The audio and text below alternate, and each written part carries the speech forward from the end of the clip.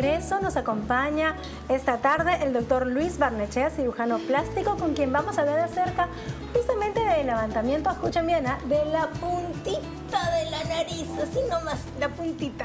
¿Cómo está? ¿Qué tal? Muy bien, justo lo que has mencionado, el tema cada vez es más frecuente y más pedido. Sí. Hay gente que ya quiere cirugías conservadoras y unas ni siquiera quieren cirugías, quieren simplemente hacer un relleno, hacer un soporte, es decir, mejorar con el tipo de inyección algo no invasivo y que les permita recuperarse pues, en 1 o 2 días y volver a su actividad.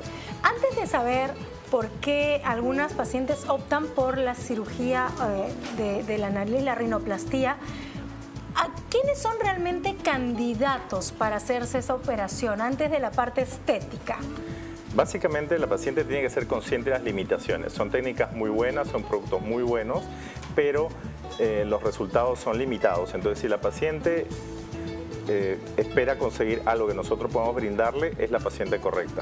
¿Qué casos son estos? Básicamente 2, ¿no? Me refiero cuando tienen algún tipo de enfermedad o una obstrucción. No, puede ser también una existir. punta deprimida, sea porque el músculo del labio tracciona la columela, entonces se puede bloquear el músculo, se puede rellenar y dar más soporte a la columela, entonces esto hace que la punta tenga más proyección, entonces esas puntas caídas se pueden levantar. Y otros casos cuando hay dorsos ligeros, por ejemplo mi caso, ¿no? De frente no se ve tanto, pero yo tengo un dorso ligero, entonces hay pacientes que tienen el ángulo muy marcado y esto acentúa más el dorso. Entonces, ¿qué hacemos? Rellenamos el ángulo nasal y ya se ve una nariz recta. Entonces, básicamente son 2 o 3 casos en los cuales mejora bastante y no es necesario llegar a una cirugía. Esta parte que tenemos aquí es esto, no es huesito entonces, ¿no? El hueso es acá, nasal. La punta nasal, ¿qué es? ¿Cartílago? Hay personas que tienen la punta nasal gruesa. Entonces, la punta nasal es gruesa por 3 cosas: grasa, cartílago y piel. Entonces hay que hacer un correcto diagnóstico para ver cuál de estos factores es el que predomina. Porque la grasa y la piel se pueden reducir con una cirugía a veces con anestesia local, algo muy sencillo. Pero la piel es propia. La raza morena, la raza oriental son razas que tienen la piel nasal gruesa. Entonces, esta es una limitación en cuanto a adelgazar la nariz. Porque si la persona tiene piel muy gruesa y pretendemos adelgazarla mucho, ¿qué sucede? El cartílago se puede romper y se ven las narices pinzadas.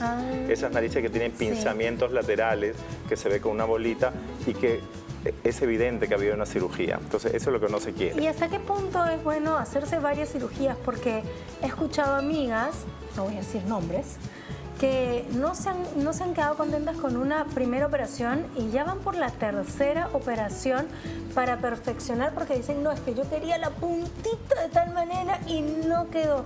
¿Hasta qué punto uno debe someterse y hasta qué punto el médico también lo permite? Acá lo que has mencionado es muy importante, depende del paciente y el médico.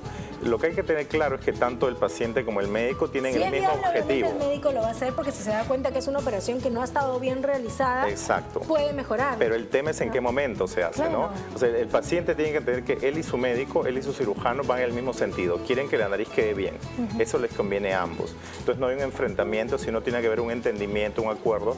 El paciente tiene que comprender lo que el médico le explica y saber que todo esto requiere paciencia. Cualquier intervención que deja alguna secuela, lo más conveniente es esperar 6 meses. Muy raros casos 3 meses, a veces hasta 1 año cuando los cambios son mínimos. Si el cambio es de milímetros, es muy leve, es mejor esperar al año. En ese momento se puede hacer una corrección, un retoque, a veces una segunda cirugía, como tú dices, a veces simplemente un pequeño relleno y en muchos casos, al año, el paciente mismo ve que el resultado ha mejorado bastante y no requiere nada. Entonces es importante la comunicación y la paciencia para esta cirugía. ¿Tenemos algunas fotos? A ver, vamos a ver del levantamiento de nariz.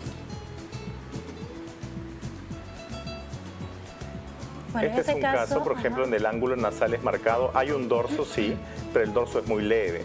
Entonces, solamente rellenando el ángulo, ese dorso casi pasa desapercibido. Justamente de la frente a cuando empieza la nariz, ahí vemos una hundidita. Se reduce la depresión del ángulo y el dorso se va a disimular. Incluso hasta parece que la punta estuviera ligeramente levantada y solamente se la ha rellenado para aumentar la proyección. ¿Y eso es ambulatorio? Eso es totalmente ambulatorio. No hay ningún corte, no hay anestesia, el paciente se echa, en 15 minutos está. Pero si tú ves en esta nariz hay limitaciones, son cambios leves. Sí, el paciente tiene que saber, claro, pequeño y es bonito. Que son narices que requieren solamente unas cosas muy suaves. justamente donde ustedes ven aquí el quiebre, póncheme a mí un ratito, por favor. Aquí, es ahí donde estábamos hablando. Ahí el ángulo nasal, que se puede reducir nasal y disimular el dorso, ¿no? Vamos a ver la que nos estaban poniendo, por favor.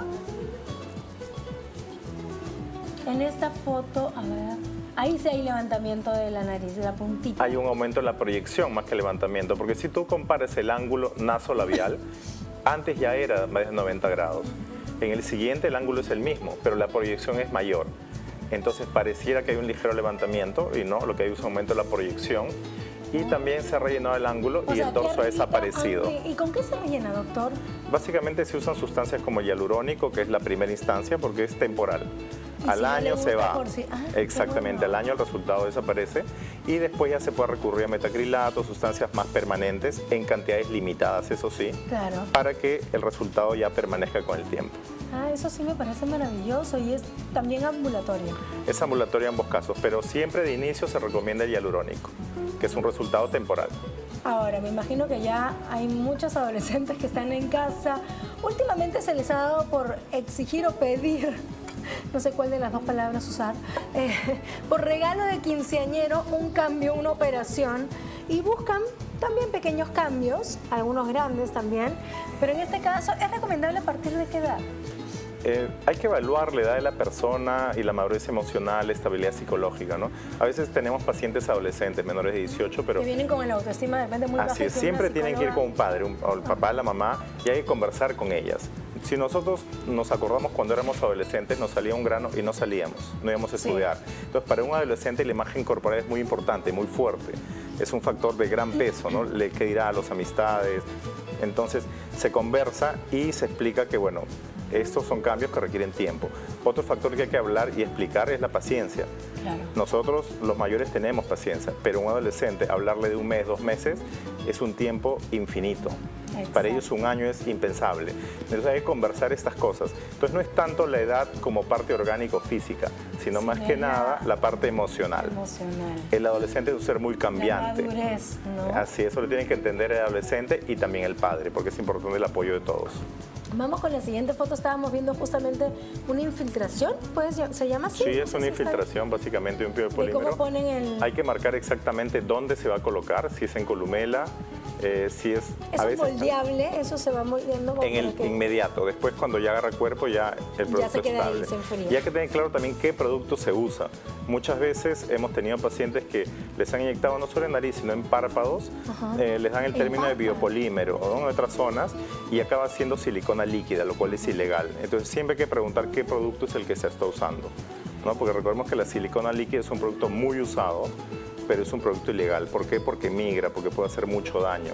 Entonces siempre es bueno ir a un sitio de confianza y pedir, saber qué producto es el que están usando en nosotros. Y para este tipo de procedimientos hay que tomar ciertos cuidados previos. Básicamente el paciente ve en ayunas, tiene que entender que de todas maneras... Porque no es una operación, no es un corte. No es un corte. Pero esa infiltración, ese procedimiento mínimo, igual se va a inflamar 1 o 2 días. O sea, hay que ir tratando de no tomar cierta medicación.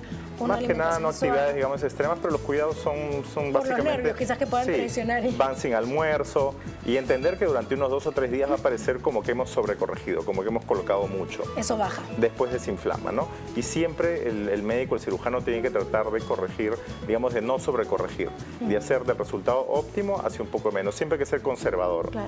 Yo sé que estamos hablando solamente del levantamiento de la puntita de la nariz, pero ¿qué pasa con aquellas personas que optan por hacerse la rinoplastía completa? ¿Cuál es la temporada ideal? Porque ahorita que hace tanto calor, yo por lo poco que he visto, o sea, me doy cuenta cuando alguien se opera porque está toda enyesada, está con unos tapones y es un poquito incómodo el calor. En realidad hay que hacerlo cuando la persona tenga el tiempo necesario para descansar, para limitar sus actividades. 1 semana, 2 semanas, si son 3, mejor. ¿Tienes que aprender a respirar por la boca? ¿Cuántos días? Básicamente eso es un día, pero lo que más molesta es la inflamación.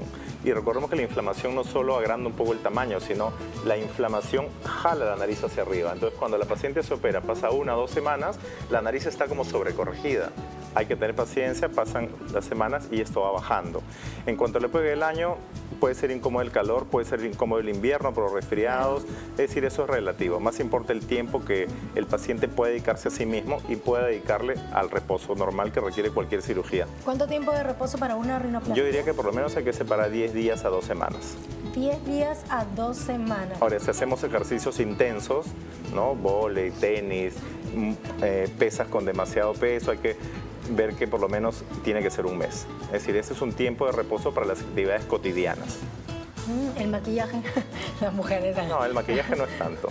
No, o sea, se puede maquillar luego que se le retira el yeso, los puntos. Sí, porque igual hay inflamación o hay a veces cosas que requieren con una pequeña base disimularlas y ya está. ¿Y los puntos cuándo se le retiran? Los puntos son internos, es muy raro que una rinoplastia, hay casos, pero es muy raro que requieran puntos externos.